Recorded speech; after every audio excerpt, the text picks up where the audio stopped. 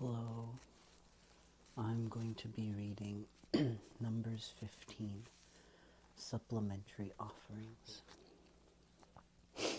The Lord said to Moses, "Speak to the Israelites and say to them, after you enter the land I am giving you as a home, and you present to the Lord offerings made by fire, from the herd or the flock, as an aroma pleasing to the Lord, whether burnt offerings or sacrifices, for special vows or free will offerings, or festival offerings. Then the one who brings his offering shall present to the Lord a grain offering, a tenth of an ephah, of fine flour mixed with a quarter of hin of oil, with each lamb for the burnt offering or the sacrifice.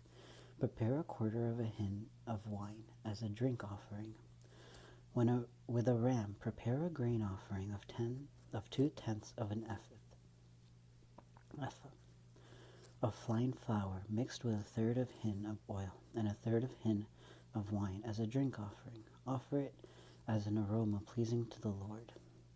When you prepare a young bull as a burnt offering or sacrifice for a special vow or a fellowship offering to the Lord, bring with the bull a grain offering of 3/10 of an ephah of fine flour mixed with half a hin of oil. Also bring half a hin of wine as a drink offering. With it will be an offering made to the Lord by fire, an aroma pleasing to the Lord. Each bull or each lamb or young goat is to be prepared in this manner. Do this for each one, for as many as you prepare. Everyone who is native born must do these things in this way when he brings an offering made by fire as an aroma pleasing to the Lord. For the generations to come, whenever an alien or anyone else living among you presents an offering made by fire as an aroma pleasing to the Lord, he must do exactly as you do. The community is to have the same rules for you and for the alien living among you. This is a lasting ordinance for the generations to come. You and the alien shall be the same before the Lord. The same laws and regulations will apply both to you and to the alien living amongst you." The Lord said to Moses, "Speak to the Israelites and say to them, when you enter the land to which I am taking you, and you eat the food of the land, present a portion as an offering to the Lord. Present a cake from the first of your ground meal, and present it as an offering for the threshing floor. Throughout the generations to come, you are to give this offering to the Lord for the first of your ground meal. Offering of unintentional sins. If you unintentionally fail to keep any of these commands, the Lord gave Moses any of the Lord's commands to you through him, from the day the Lord gave them and continuing through the generations to come.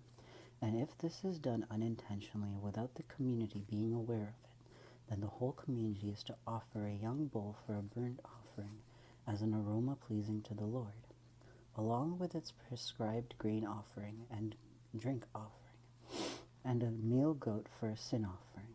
The priest is to make atonement for the whole Israelite community, and they will be forgiven, for it was not intentional, and they have brought to the Lord for their wrong an offering made by fire and a sin offering. The whole Israelite community and the aliens living among them will be forgiven, because all the people were involved in an unintentional wrong. But if just one person sins unintentionally, he must bring a year-old female goat for a sin offering. The priest is to make atonement before the Lord for the one who erred by sinning unintentionally. And when atonement has been made for him, he will be forgiven. One and the same law applies to everyone who sins unintentionally, whether he is a native-born Israelite or an alien. But anyone who sins defiantly, whether native-born or alien, blasphemizes the Lord, and that person must be cut off from his people, because he has despised the Lord's word and broken his commands, that person must surely be cut off. His guilt remains on him. Sabbath breaker put to death. While the Israelites were in the desert, a man found gathering wood on the Sabbath day. Those who found him gathering wood brought him to Moses and Aaron and the whole assembly, and they kept him in custody, because it was not clear what should be done to him. Then the Lord said to Moses, "That man must die. The whole assembly must stone him outside the camp." So the assembly took him outside the camp and stoned him to death, as the Lord commanded Moses. Tassels on garments. The Lord said to Moses, "Speak to the Israelites and say to them, throughout the generations to come, you are to make tassels on the corners of your garments, with a blue cord on each tassel. You will have these tassels to look at, and so you will remember all the commandments of the Lord, that you may obey them and not prostitute yourselves by going after the lusts of your own hearts and eyes. Then you will remember to obey all my commandments and will be consecrated to your God. I am the Lord your God, who brought you out of Egypt to be your God. I am the Lord your God." And that's the end of chapter 15.